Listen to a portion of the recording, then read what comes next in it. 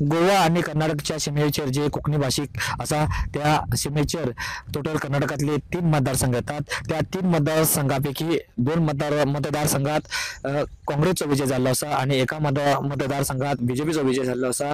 जो कारवार हो सगळ्यात जास्त कोकणी भाषिक कोकणी मतदार असलेलं मतदारसंघ असा. या मतदारसंघात काँग्रेसचे उमेदवार सतीश सल यांचं 2,500 मतान विजय झाला असा. तसेच जे विद्यमान आमदार असलेले भाजपचे रुपाली नाईक यांचा पराभव झाला असा. दुसरा मतदारसंघ असा कारवार जिल्ह्यातला जो गोवा बॉर्डरवर असा तो हलालजोडा हा मतदारसंघ असा.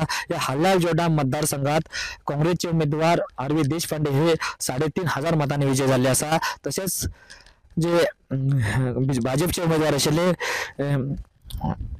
सुनील हेगडे हे 3,500 मतांनी त्यांचा पराभव झाले असा.